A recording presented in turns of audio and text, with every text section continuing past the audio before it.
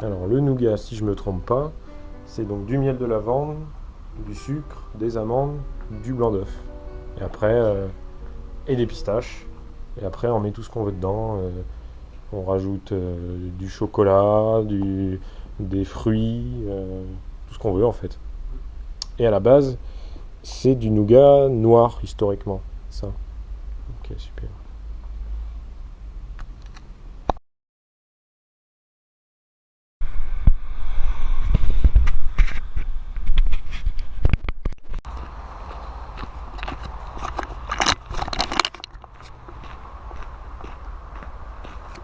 Bon, j'ai passé le Rhône, donc fini pour l'Ardèche. C'est fidèle à sa réputation. Il y a plein de producteurs de qualité. Il y a beaucoup de ventes à la ferme, de ventes directes, marché de producteurs, etc. etc. Et Montélimar, c'était bien sympa aussi. Il reste à peu près une douzaine d'artisans qui font du nougat à Montélimar. Et sur les 12, il y en a 4 qui sont vraiment artisanaux et qui cherchent à conserver la meilleure qualité possible du nougat. Donc voilà, maintenant je vais en plein cœur de l'Ardèche en passant par les petits villages et je ne sais pas encore ce qui va se passer. Voilà, donc je suis dans l'Ardèche, ça y est, je suis à Ruons et je crois que je suis tombé le seul jour de l'année où il pleut, dommage. Et puis du coup je pense que les habitants ont déserté, il n'y a personne. Heureusement il y a quelques restaurants. C'est joli en plus.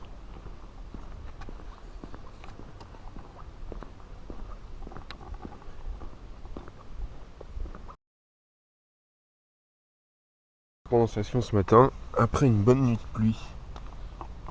Sympa pour les pieds. Ma tente, ma banane et l'Ardèche.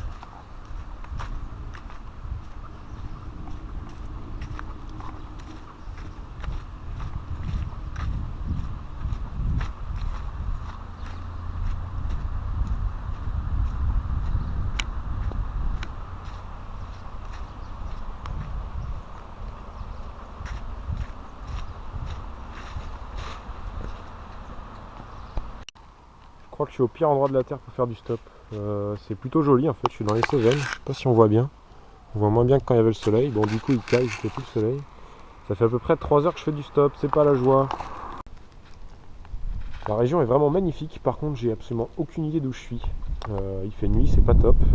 L'objectif c'est d'aller à Mende, ou Mende, je sais jamais comment on prononce. Et du coup tricher, prendre un train pour aller jusqu'à Millau. Voilà, bon bah on va voir ce qui se passe. Je suis en train de traverser le Lot à Chanac. Et après avoir bien galéré toute l'après-midi, ben, je galère bien ce soir.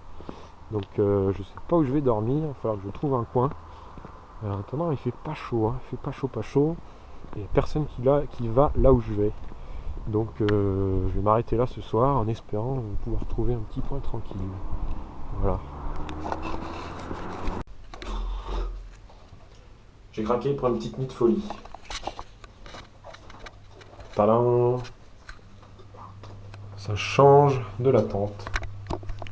Alors je suis sur la route d'Alès et donc là-bas on a les monts de l'Ardèche avec l'Ardèche dans le trou. Et puis là c'est les Cévennes, début des Cévennes.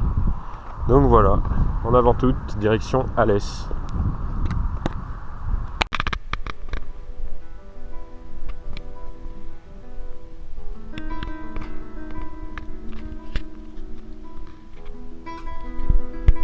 J'ai l'impression qu'il y a un petit problème d'eau dans les rivières des Cévennes.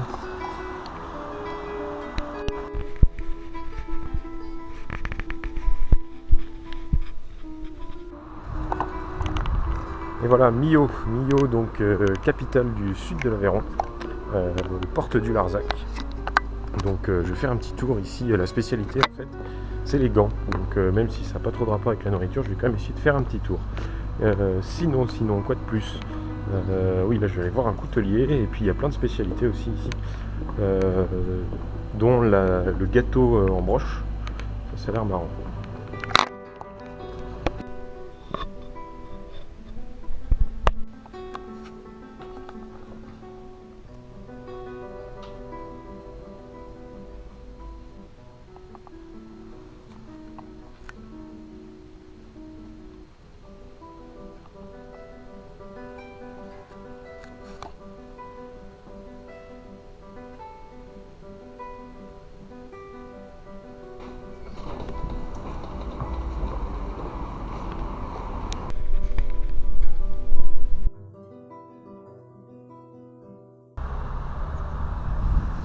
Alors voilà, le Tarn, un petit causse, et là le début du causse du Larzac. Donc causse, en gros, ça veut dire plateau. Ça, c'était le point culture. Sinon, ouais, le coutelier est super sympa, donc il fait des couteaux assez particuliers, notamment le couteau du Larzac, avec le manche qui ressemble à un pied de brebis, et puis, ou alors une tête de bélier, ça dépend.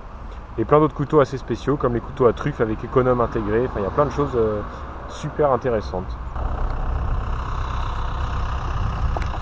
Bon, il se trouve qu'en me baladant sur les bords du Tarn, j'ai rencontré des gens qui font partie du jardin de Chéran, je crois.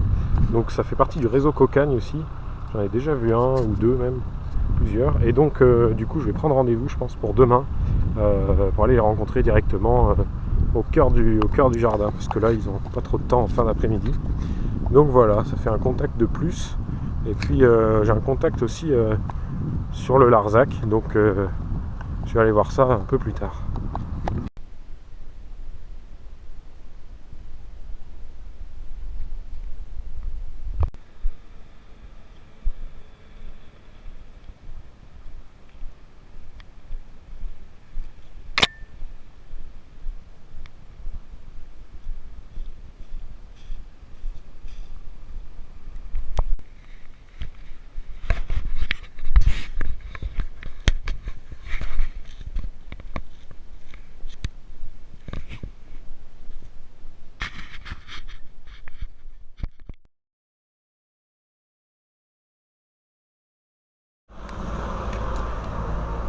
Chose rare, à Millau, j'ai vu qu'il y avait 2 boulangeries en centre-ville qui travaillaient au levain.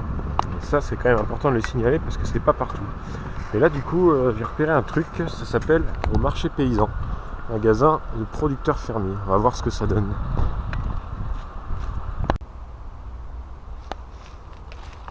Alors, bilan des courses. En fait, c'est un regroupement de 25 producteurs à peu près. Et donc, ce qu'ils font, c'est qu'ils ont un local en commun. Et ils se partagent le nombre d'heures de permanence du magasin en fonction du pourcentage de chiffre d'affaires que chacun fait.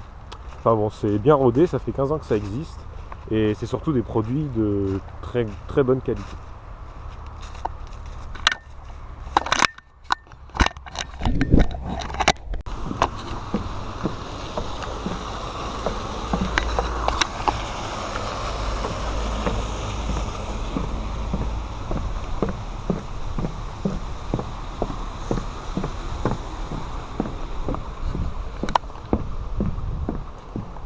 Aujourd'hui au menu, une chasse à l'homme. Je cherche quelqu'un qui habite dans le Larzac. Je suis pas encore dans le Larzac, j'arrive pas à trouver la route pour y aller. Mais bon, on va voir ce que ça donne. Il y a un gars qui aurait été agriculteur très, très motivé dans sa jeunesse et qui apparemment est à la retraite. On va voir ce que ça donne. Bon, cette fois-ci, je suis dans le Larzac. Par contre, je suis pas du tout là où je voulais être. J'ai pas trouvé de panneau avec marqué la ville où je veux aller. Ça doit vraiment être une petite ville. Parce que c'est pas indiqué sur la nationale ou la départementale. Ben, je continue ma recherche, mais je vais pas trop traîner parce qu'il est déjà presque 16h, donc la nuit va tomber. Bon, après une petite recherche dans le Larzac, j'ai vu que c'était bien compliqué de trouver les fermes. Je dois pas avoir la bonne carte, enfin bref. Et puis je pense que j'ai peur aussi de me faire prendre par la nuit, sachant qu'il y a 2 jours c'était pas très drôle. Du coup, je suis redescendu à Millau, je suis reparti en direction du jardin où j'avais un contact. Donc, je vais essayer d'aller voir, je pense que c'est là, le jardin qui est là. Coucou le chien. Donc je vais aller voir ce qui s'y passe. Oh les beaux poireaux. Avec ça on va faire une grosse soupe hein, pour tout l'hiver. Alors il se trouve qu'ils n'ont pas vraiment le temps de m'expliquer tout ça, donc tant pis, chou blanc. Là je suis dans les serres et je vais faire un petit tour de la ferme pour voir ce qu'ils font.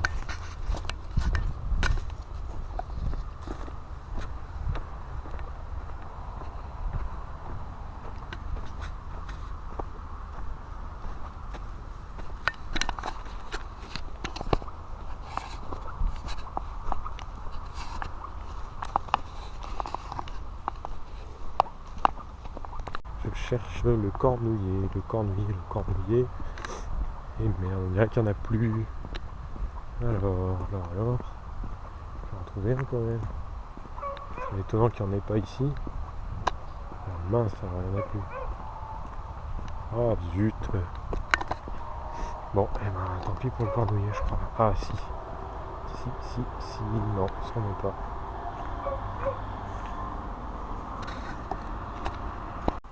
Alors ça, si je me trompe pas, c'est du cornouiller. C'est très bien pour faire de la vannerie. C'est rouge, c'est sympa. Bon. Et l'autre truc que je voulais voir, ah oui c'est ça. Ça c'est l'arbuste mystère. Ça fait des fruits comme ça. Un rose pétant quand c'est pas tout à fait mûr et avec à l'intérieur des graines orange pétant aussi. Et j'en vois partout, il y en a vraiment partout, mais personne n'est capable de me dire le nom de ce truc ou à quoi ça sert. Mystère. L'énigme est entière. Je vais mener l'enquête. Ce matin, j'ai rendez-vous à la ferme de Calès. C'est une ferme en fait qui a été englobée par la ville, mais qui est restée une ferme. Donc je vais rencontrer Yann, il va m'expliquer un peu tout ça.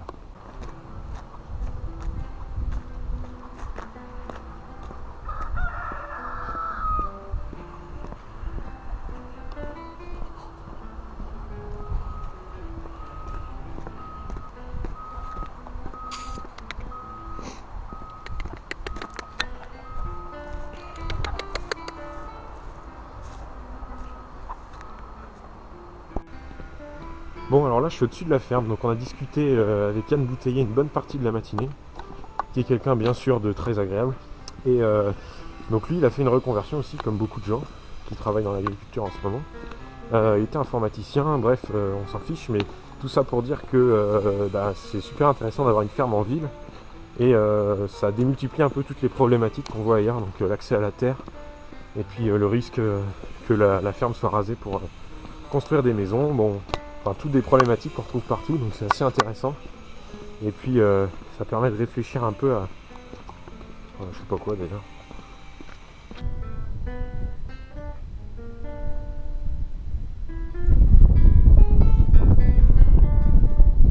Toujours l'impression, enfin j'ai toujours peur que mes plans soient tous pareils en fait.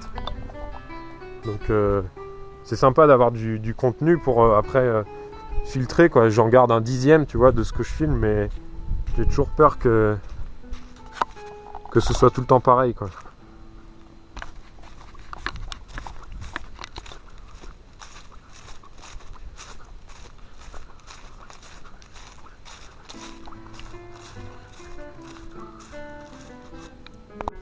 Donc là on est dans une buissière, donc c'est les anciennes haies qui protégeaient les chemins dans le Larzac, des climats du type vent, pluie, chaleur. Et donc pour aller d'un village à l'autre, ils entretenaient des haies qui faisaient une voûte pour se protéger avec des buis.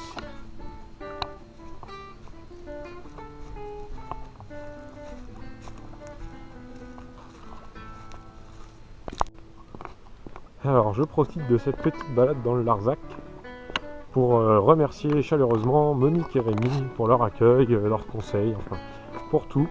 Et puis oui, j'ai goûté d'ailleurs une foisse, je crois que c'est comme ça qu'on dit, c'est une sorte de brioche au lait de brebis du Larzac, donc c'est plutôt bon.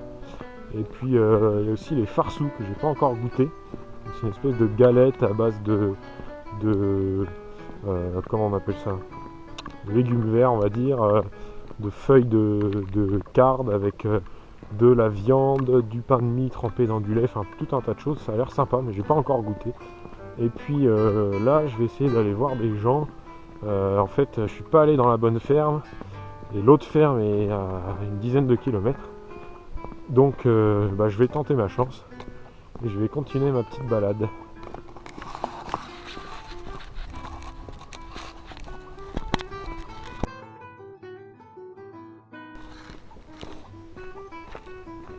Bon, après avoir marché quelques kilomètres sur ce petit chemin de terre bien sympathique, j'ai pas vu de traces de maison, pourtant il y a des boîtes aux lettres à l'entrée du chemin. Mais ouais, c'est bien planqué en tout cas. Donc je pense que je vais pas tarder à faire demi-tour parce qu'il fait froid, le temps passe et puis je vais aller voir ailleurs. Mais dommage, ça avait l'air bien sympa ce qu'ils faisaient ici. Et c'était avec le label Déméter, donc ça m'intéressait aussi. Mais bon, tant pis, c'est le hasard de la route. Donc je vais essayer d'aller plus loin. Ou plutôt de revenir en arrière pour aller après sur la cavalerie et voir d'autres gens.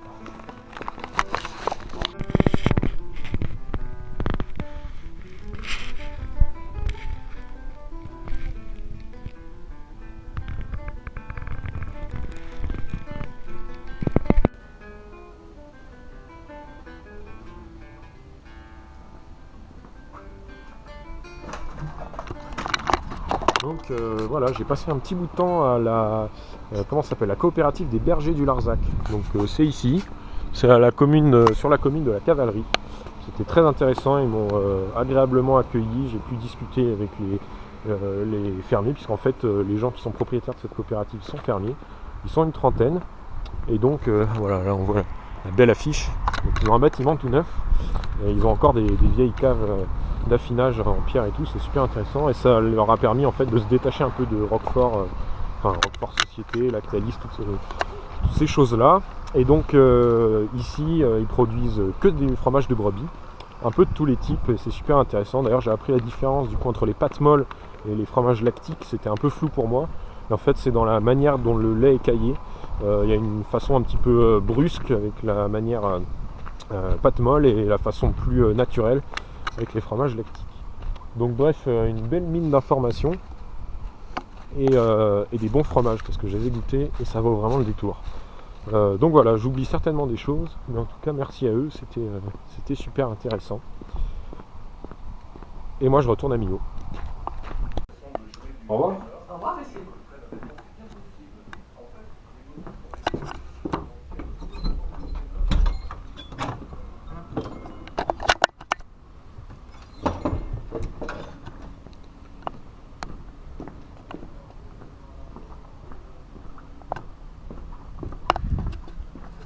Et voilà, je viens de sortir de Cacté, donc j'ai mangé là-bas ce midi, c'était très bon, et du coup j'ai discuté avec la personne qui gère ça. Cacté, ça vient de cacté quand on discute, et aussi de cake et thé, parce que là-bas on mange du cake et on boit du thé, entre autres. Et c'est super intéressant, alors en fait c'est une licence de marque si j'ai bien compris, donc c'est-à-dire qu'il y a plusieurs restaurants en France comme ça, et tous regroupés sous le même nom.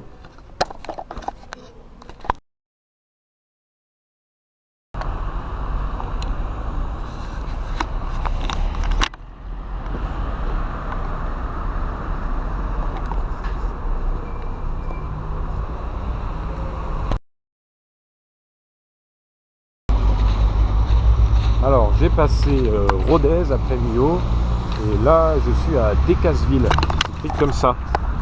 Et bon, il y a l'air d'avoir pas mal de producteurs aussi par là, comme partout, donc je vais essayer de rencontrer des gens et sinon je continuerai ma route. Le paysage était bien sympa, on a croisé un peu la neige d'ailleurs. Donc on est au bout de l'Aveyron et ah oui, hier j'avais oublié de dire ça, j'ai rencontré un chasseur qui descendait de la chasse et donc il m'a expliqué un peu tout ce qui se passe pendant la chasse. C'est vrai que c'est très compliqué, mais c'est intéressant. Donc voilà, sujet à creuser parmi tant d'autres. Et là j'étais en voiture avec un cuisinier d'une restauration collective qui était super intéressant aussi. On a parlé de beaucoup de choses. Ils essayent de se fournir localement. Et puis on a parlé des semences paysannes, on a parlé des grandes firmes. Enfin on a parlé de plein de choses, c'était bien sympa. Donc là je sais pas trop où je suis, mais visiblement c'est la ville.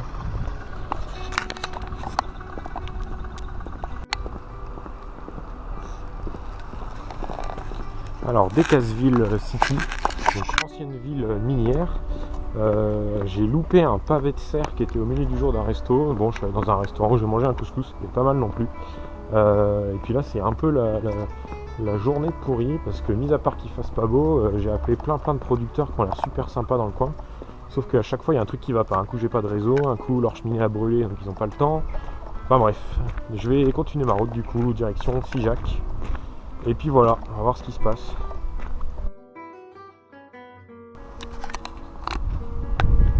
Bon, la journée de la malchance continue. Là ça avait l'air bien sympa, malgré tous les loupés de la journée. Et bien ce coup-ci ils sont en livraison, donc encore loupés. Et comme je peux pas trop traîner, je vais passer mon chemin. Hop, direction Figeac, allez, on recommence. Quelqu'un m'a déposé là, c'est-à-dire à côté de cette belle vieille maison. Et donc on m'a dit qu'il y avait une ferme bleu blanc-cœur, mais il ne savait pas trop où, donc il faut que je la trouve. Bon, nouvelle mission, on va voir ce que ça donne. Sinon je suis pas loin de Figeac et on m'a dit que je pouvais redescendre avec le chemin de Compostelle sur Figeac. Donc ça peut être sympa.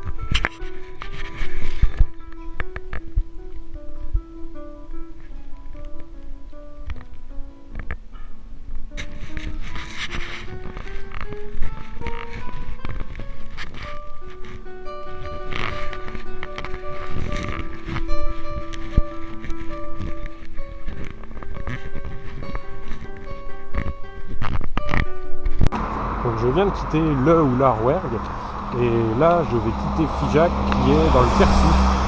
Et je vais essayer de me rapprocher un peu de Brive-la-Gaillarde. Figeac c'est super joli, il y a plein de choses à faire. Et là, j'ai pas le temps de tout voir et la nuit va tomber en plus. Mont-Valent, village de charme. Ici il y a vraiment des super maisons, mais on s'en fiche un peu. J'ai rencontré un gars super cool avec qui on a parlé des techniques de sol vivant et de mélange d'agroforesterie et de permaculture. C'était super intéressant, mais il m'a conseillé quand même d'aller dans le nord pour en savoir plus sur l'agroforesterie, parce qu'apparemment ça vient quand même de là-bas. En tout cas c'est là-bas que c'est le plus actif. Donc ce sera pas pour maintenant, mais ouais, c'est joli là. Mais là du coup je vais essayer d'aller à Martel, on m'a conseillé ça, apparemment c'est un super village, mais ici tous les villages sont sympas. Donc, je continue ma route et surtout faut que je trouve du pain parce que j'ai faim.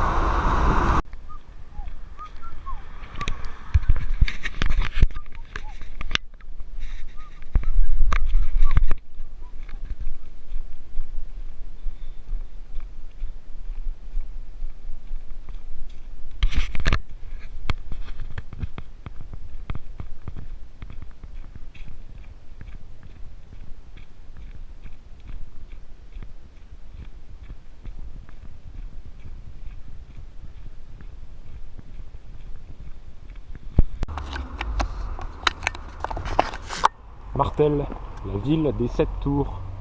Je suis dans le pays du Rocamadour, donc ici il y a beaucoup de fromage. Et j'ai trouvé une boulangerie avec du levain naturel, donc c'est plutôt sympa. Et là je vais visiter la vieille ville, voir ce que ça donne, avant de me trouver un petit coin pour dormir.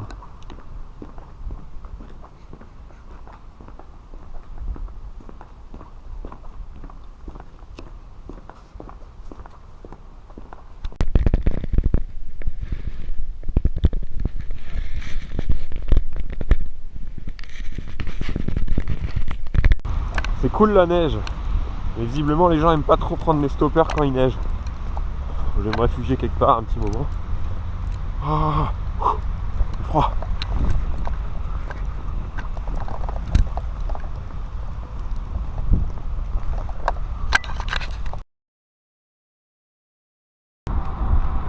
Je suis loin, je suis très très loin. Je suis même dans la neige en fait. Voilà. C'est plutôt sympa, sinon je suis un peu à la bourre, mais bon. Hier, ouais, j'ai rencontré un caviste à Martel. Martel, c'est une super ville où j'ai vraiment été bien accueilli par tous les gens du village, aussi bien à la boulangerie, au bar, dans la cave, enfin partout, chez les habitants, et c'était vraiment sympa. Donc merci à tout le monde, merci à Vincent surtout. Et puis là, je continue ma route.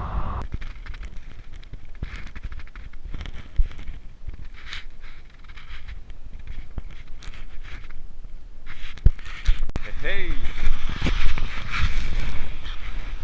J'ai fait un joli petit saut de quelques centaines de kilomètres pour aller plus sur l'ouest, voir un peu le soleil, avec il fait beau. Et là je suis à Saintes, donc dans les Charentes, pays du Pinot, pays du vin et pays du cognac. Donc si tout se passe bien, je vais rencontrer un peu de tout ça.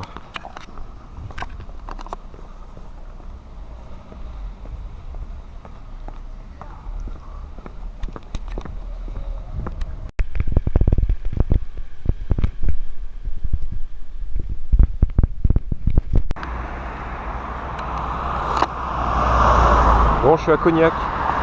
Alors ici, il y a plein de cognac en fait. Ça en devient même perturbant parce qu'il y en a vraiment partout. Et du coup, tout le monde parle anglais. Je vais me trouver un petit resto sympa. Et là, il fait pas chaud. Je suis en plein milieu de la Charente.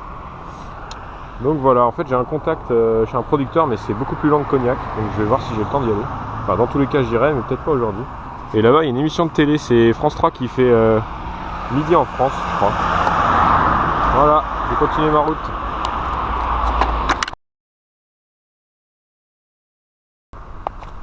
Bon, pour ma part, j'en ai plein le bide. J'étais au Saint-Jacques, c'était un très bon petit restaurant.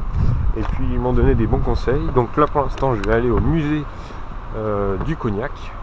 Et après je vais rentrer dans le cœur du sujet en allant voir des maisons qu'on m'a conseillées. Et puis l'autre contact que j'avais, j'irai plus tard parce qu'en fait c'est assez loin.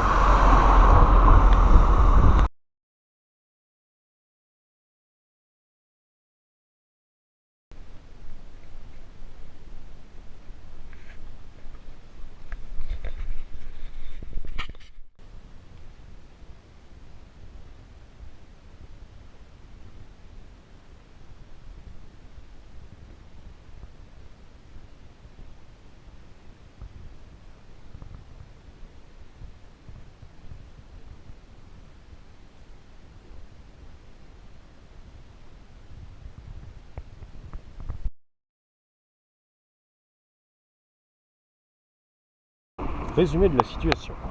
Si vous voulez faire du cognac, donc vous prenez des cépages typiques du coin, Poitou-Charentes, vous en faites un vin qui titre assez peu, c'est-à-dire 8-9 degrés, quelque chose comme ça, pas trop fort. Vous le distillez une première fois, ça vous donne un brouillis dans des machines en cuivre bien sûr. Vous le distillez une deuxième fois et là vous avez trois types d'alcool, c'est début.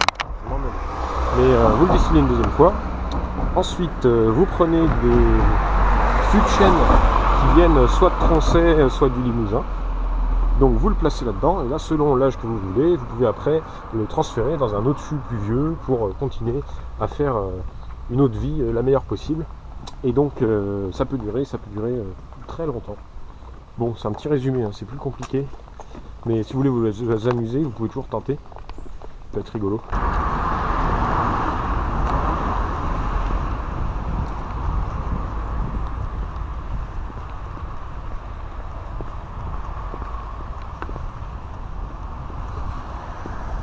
Pendant que j'y pense, petit point culture. En fait, le cognac, à la base, c'est le vin des Charentes qui plaisait beaucoup aux Hollandais quand il y avait du commerce qui était géré par les Hollandais, donc au XVIe siècle à peu près, si je ne me trompe pas. Et donc ils se sont dit, ouais, mais en fait, si on distille, ça se faisait déjà un petit peu, mais du coup, ils ont trouvé ça cool parce que c'est plus facile à transporter. Bah oui, ça fait moins de volume. Et puis, c'est plus fort en alcool. Donc, on peut en mettre un peu dans l'eau, en cas où l'eau est insalubre ou des trucs comme ça. Bon, bref. Et au bout d'un moment, il y a eu trop de stock de cognac, ce qui a fait qu'on a fait des cognacs vieux, ce qui se fait toujours maintenant. Et le stock en trop, en fait, et ben, pour essayer de le passer, ils ont inventé le Pinot des Charentes. Donc, qui est une macération de raisin avec du cognac. Voilà, pour la petite histoire. C'est joli ce parc.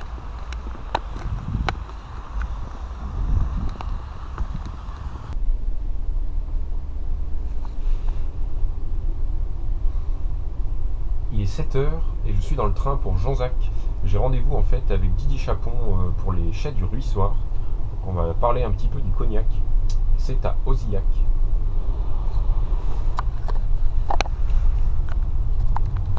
Dans la vadrouille du jour, le chai du Ruissoir à Jonzac, dans la région de Cognac. Donc ils sont bouilleurs de cru, ils font du vin, du Pinot des Charentes et du cognac. Donc là ici, on appelle cette partie de réchaud-vin. Donc c'est là-dedans que je mets le vin, ça fait 1600 litres.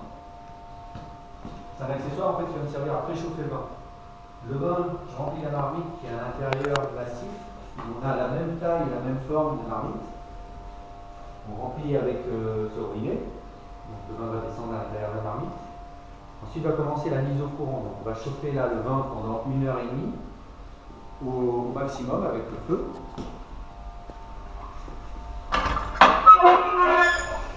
Donc on chauffe ici là donc pendant 1h30 et au bout de 7 heures, les vapeurs vont commencer à chauffer. Les vapeurs d'alcool vont monter en fait dans la partie qui s'appelle le chapiteau là. Elles vont passer dans la partie coudée qui s'appelle le col de cygne. Donc cette partie on va avoir pour un effet de refroidissement de certaines vapeurs qui retombent dans la marmite et il n'y a que les bonnes vapeurs qui peuvent franchir le col de cygne. Donc les vapeurs d'alcool cheminent à l'intérieur, elles passent par le tuyau qui est derrière ou à l'intérieur du préchauffeur. Et puis elles arrivent par là-haut, donc dans cette partie qu'on appelle la pipe. Donc cette partie c'est une cuve qui est remplie d'eau froide, donc qui sert de réfrigérant, dans lequel baigne un serpentin. Et dans le serpentin, les vapeurs se recondensent et coulent ici au tachomètre. Donc le coulage va commencer et va durer pendant 12 heures en fait. Donc on a un cycle qui va durer de 6h du matin à 6h du soir. Donc première distillation, on va récupérer dans un bassin qui est ici le brouillis. Et ce brouillis, on va le redistiller une deuxième fois, puisque la distillation charentaise c'est une double distillation. Et on le redistillera en mettant dans la marmite le brouillis au lieu de mettre le vin. Donc même principe, on va évaporer les vapeurs d'alcool et recondenser une deuxième fois. Et la deuxième chauffe, on va appeler ça la bonne chauffe. Et on obtiendra à ce moment-là le cognac. Donc là, on est en bonne chauffe. Ce qui est en train de couler, là, ça fait à peu près 70% d'alcool. Donc là, le mètre nous permet de nous repérer dans le temps à quel moment on se trouve de la chauffe. Et à partir de ce moment-là, on récupère le cœur de la chauffe dans le tonneau pour faire le cognac. Et le cognac sera dans le bois jusqu'à la fin du processus.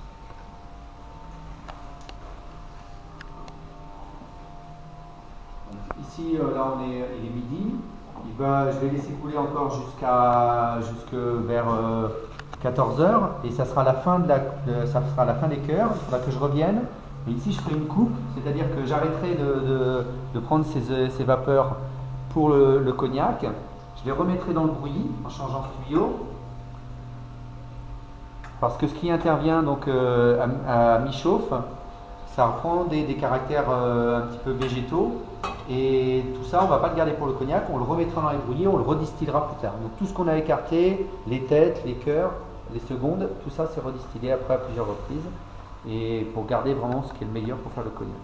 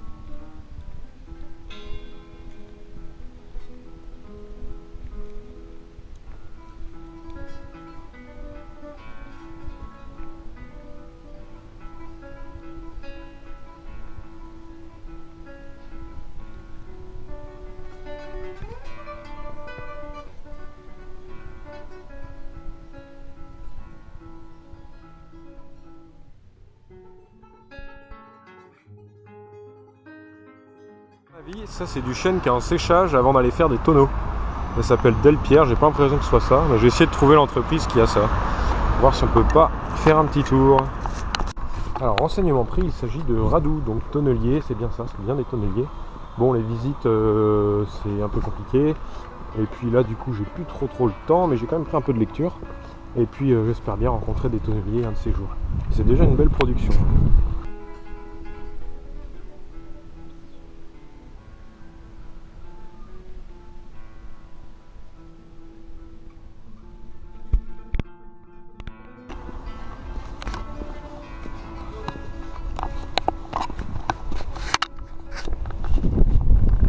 Alors sur ma route, j'ai croisé un ancien prof du lycée de la mer et donc il m'a parlé des problématiques qu'il y avait entre la gestion de l'eau et par les maraîchers et puis des produits chimiques voilà, de traitement et puis les conchyliculteurs, ceux qui cultivent les coquillages, qui élèvent, je sais pas comment on dit.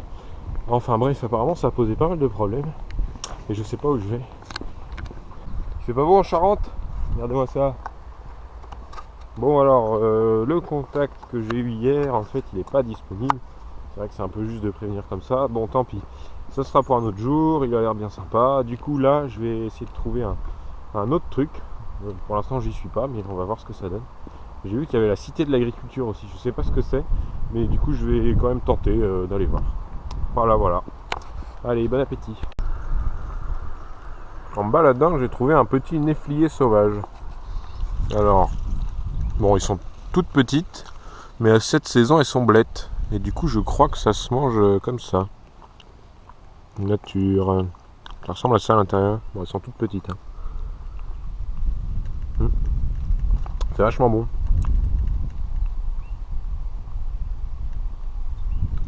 C'est bien sucré. Une sorte de goût de pomme au four. Hop.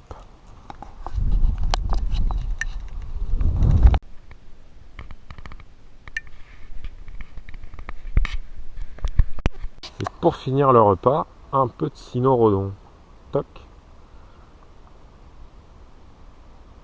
Pas beaucoup de chair celui-là.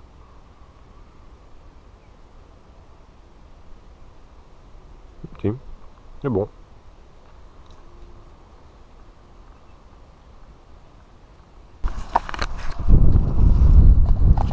Ça c'est la SAFER. Et si c'est bien ce que je pense, c'est l'organisme qui est censé gérer, on va dire, les terres agricoles françaises, ou cultivables. Donc les répartir, les donner, préempter, revendre, bref. Un boulot qui est souvent critiqué et je sais pas si c'est ça, mais en tous les cas, il n'y a personne. Bon, je crois que je me suis un peu trop fait influencer par notre ami Google.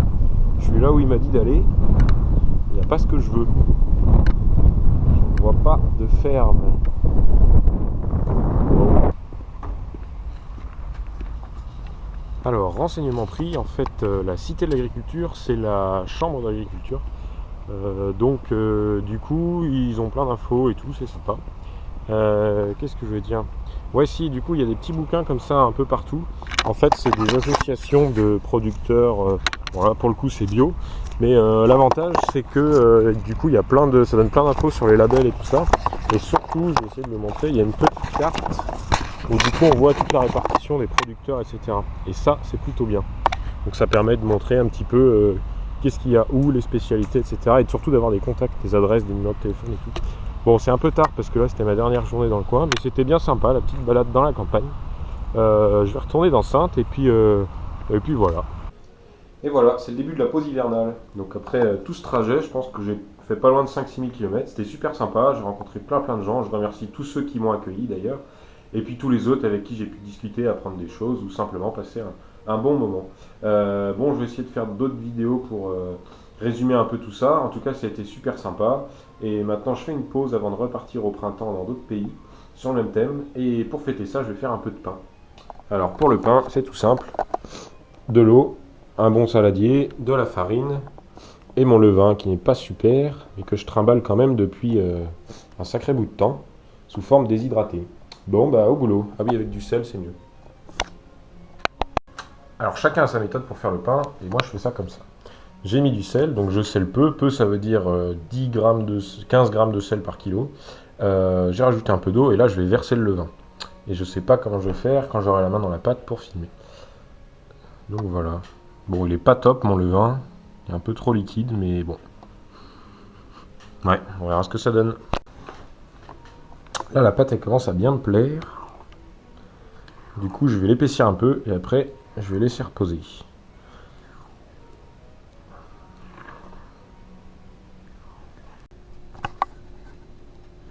Alors, j'ai pétri la pâte, je l'ai retravaillée, après je l'ai formée. D'ailleurs, ça ressemble pas à grand chose, ça va pas être super, mais je vais quand même tenter d'enfourner parce que c'est le moment.